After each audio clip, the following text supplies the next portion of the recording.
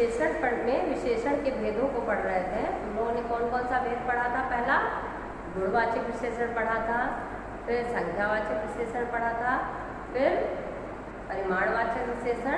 आज हम लोग सार्वनामिक विशेषण का अध्ययन करेंगे। बच्चों, सार्वनामिक विशेषण किसे कहते हैं? जब कोई सर्वनाम शब्द संज्ञा की विशेषता बताने के लिए विशेषण के रूप में प्रयुक्त होता है।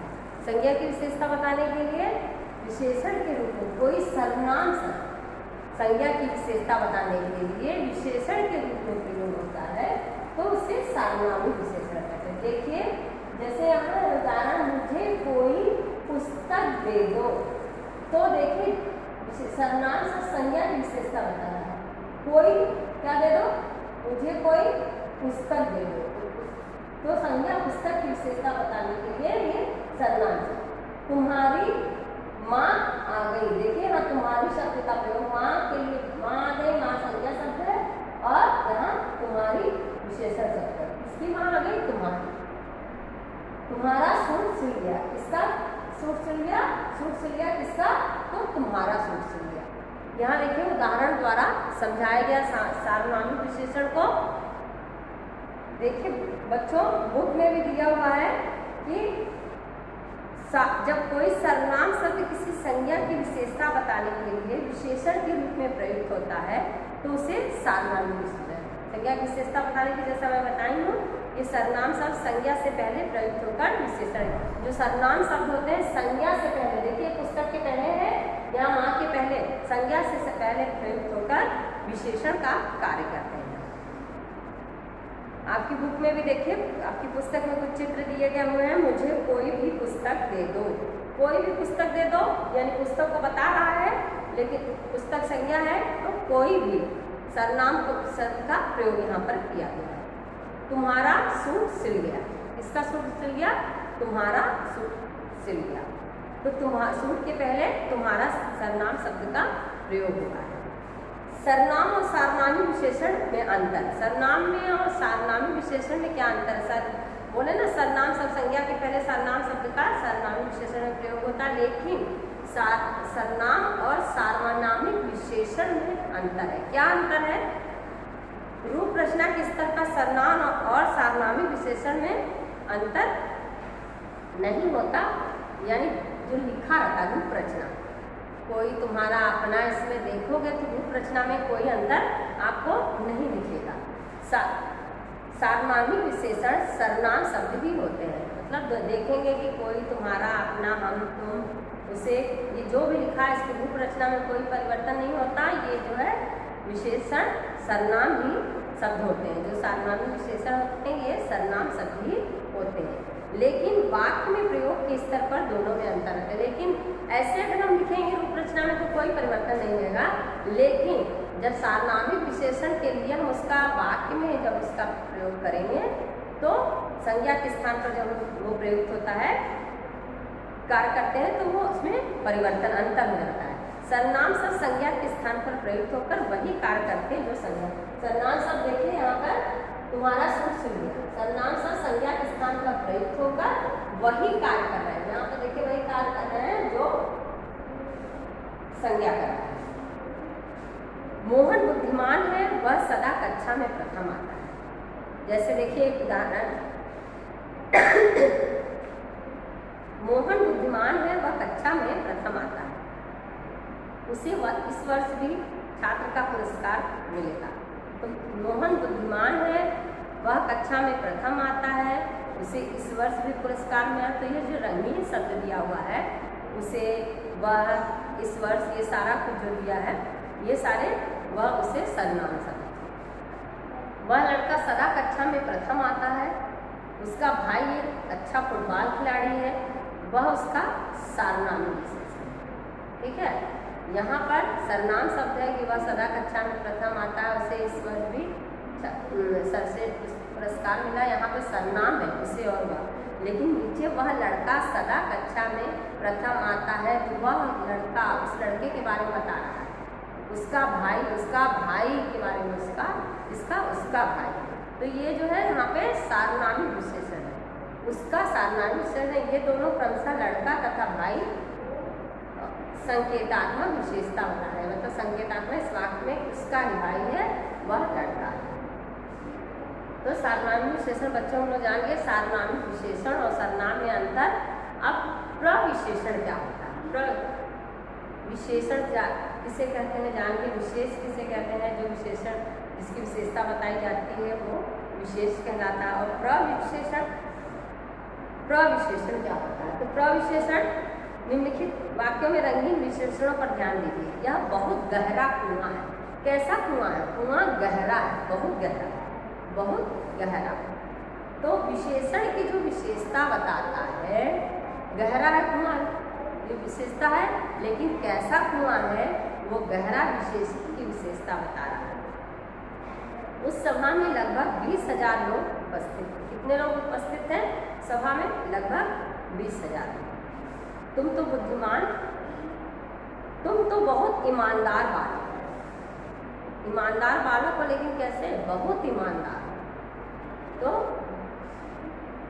वह तो बड़ा झूठ आदमी है। तो विशेषण और विशेष, यहाँ पर गहरा कुआं है, विशेष है, कैसा कुआं? विशेष। और कुएं की विशेषता क्या है? विशेषण गहरा है। 20,000 लोग, कितने लोग? लोगों की विशेषता क्या है? लोग विशेष हैं और 20,000 उसकी विशेषता बताई गई है। बालक विशेष है और ईमानदार विशेषण है। आदमी विशेष है, झूठा विशेषण है। इन चारों विशेषणों के पहले क्रमशः बहुत, लगभग, बहुत बड़ा, 4 और विशेषण है। कैसा? बहुत गहरा कुआं,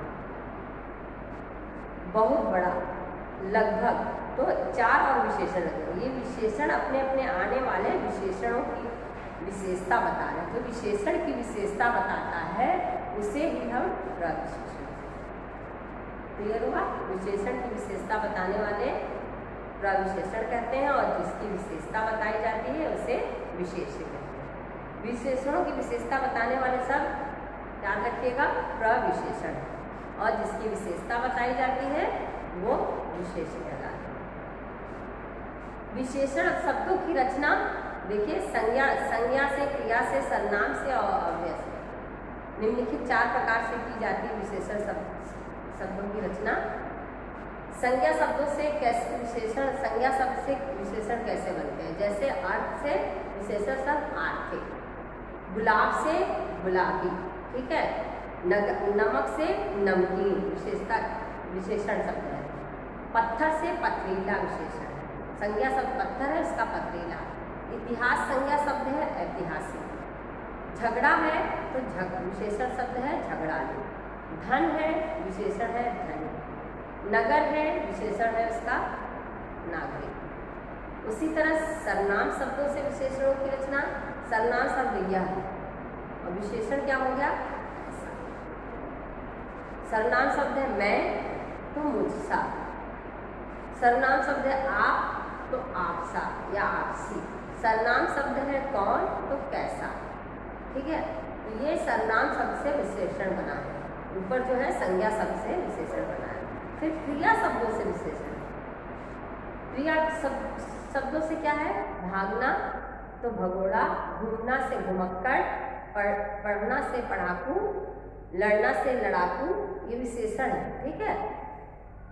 कमाना से कमाओ विशेषण, क्रिया बनाना से बनावटी विशेषण, खेलना से खिलाड़ी विशेषण और लूटना से लुटेरा विशेषण। ये सारे क्रिया शब्द से विशेषण बनाए गए हैं।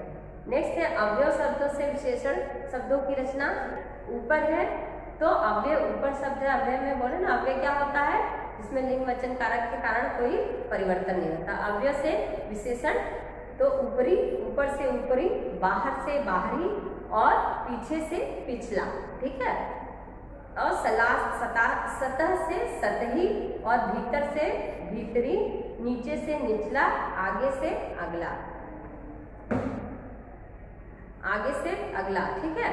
तो हम लोग अभी देखें कि ये सारे विशेषण शब्दों को, भेद को हम लोग पढ़ेंगे। बच्चों अब हम लोग आज विशेषण के सारे भेदों को फिर से एक बार मैं ओरल बता दे रही हूँ। विशेषण के 4 भेद होते हैं। पहला गुणवाचक विशेषण हम लोग देखे थे। गुणवाचक विशेषण में क्या हम लोगों ने देखा था कि गुणों को बताया गया था, अच्छाई बुराई ये सब था। फिर दूसरा था संख्यावाचक विशेषण। संख्यावाचक में भी दो था। संख्यावाचक विशेषण के भी दो उपभेद बताए गए हैं, निश्चित संख्यावाचक और अनिश्चित। संख्या का जो बोध कराता है उसे संख्यावाचक विशेषण कहते हैं, लेकिन निश्चित संख्या का जो बोध कराते हैं उसे निश्चित संख्यावाचक विशेषण कहते हैं। और जैसे कि 4, 5, 3, 2, ठीक है, संख्या का निश्चित ज्ञान हो। और जहाँ संख्या का निश्चित नहीं हो, अनेक जहाँ पे हो, अनेक शब्द का प्रयोग हुआ है, कई शब्द का प्रयोग होगा, वहाँ पर अनिश्चित संख्यावाचक विशेषण बोला जाएगा। उसी तरह परिमाणवाचक विशेषण में भी परिमाण में मात्रा बताई जाती है, माप और तौल, ठीक है। तो माप 2 लीटर 4 लीटर ये है। अगर उस लीटर के बारे में बताया जाए 2 लीटर है 4 लीटर है तो वो निश्चित परिमाणवाचक है, उसकी मात्रा बताई जा रही है कि निश्चय है कि कितना, ठीक है। लेकिन चाय में कुछ चीनी डाल दो तो कुछ चीनी डला रही है, चाय में डाला जा रहा है, लेकिन कितना डाल दो, कुछ डाल दो तो उसका निश्चित मात्रा पता नहीं है। तो यहाँ पर कुछ चीनी जो डाला जा रहा है वो अनिश्चित परिमाणवाचक के अंतर्गत आएगा। उसी तरह माप तौल में भी है कि किसी का माप 2 मीटर कपड़ा, जैसे मुझे कमीज सिलने के लिए 2 मीटर कपड़ा चाहिए, तो ये निश्चित माप है, ठीक है। इसकी निश्चित माप बताया गया है 2 मीटर, लेकिन हमें कमीज सिलने के लिए कुछ कपड़े चाहिए, तो कुछ कपड़े चाहिए, 2 मीटर चाहिए कि 5 मीटर चाहिए कि 10 मीटर चाहिए कि आधा मीटर चाहिए, नहीं पता है, ठीक है। तो ये अनिश्चित परिमाणवाचक के अंतर्गत आता है। फिर हम सर्वनामी क्लास पढ़े थे, सार्वनामिक आप लोग पढ़े, फिर संज्ञा और सर्वनाम के शब्द की संख्या के बाद में बताया जो उसे सार्वनामिक विशेषण कहते हैं। सर्वनाम और सार्वनामिक विशेषण का अंतर हम लोग पढ़े। अब हम लोग मुख्य बिंदु को देख लेते हैं, बच्चों पाठ के मुख्य बिंदु देखेंगे, उसके बाद हम लोग नेक्स्ट क्लास में अभ्यास के प्रश्नों को करेंगे। देखिए मुख्य बिंदु क्या है। पहला, संज्ञा तथा सर्वनाम शब्दों की विशेषता बताने वाले शब्द विशेषण। इस पाठ का मुख्य बिंदु, पाठ के इंपॉर्टेंट पॉइंट्स क्या है, तो संज्ञा तथा सर्वनाम शब्दों की विशेषता बताने वाले शब्दों को विशेषण कहते हैं। हिंदी में विशेषण के 4 भेद माने जाते हैं, गुणवाचक, संख्यावाचक, परिमाणवाचक और सार्वनाम विशेषण। हम लोगों ने पढ़ा।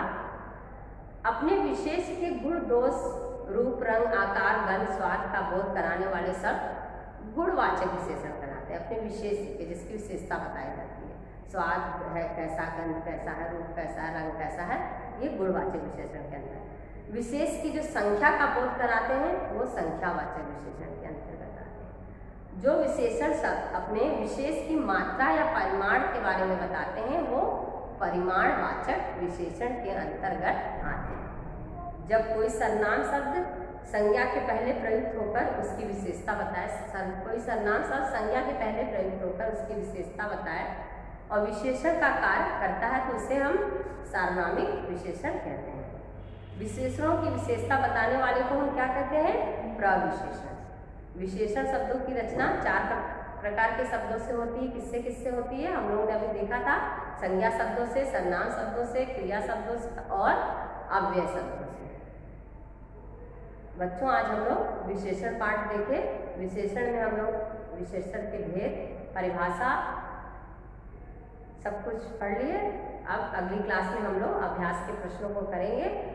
आप पाठ पढ़ के आएंगे जिससे मैं अभ्यास के प्रश्नों को हल करवाऊं, तो आप मेरे साथ अपने पुस्तक में अपने प्रश्नों को हल करेंगे।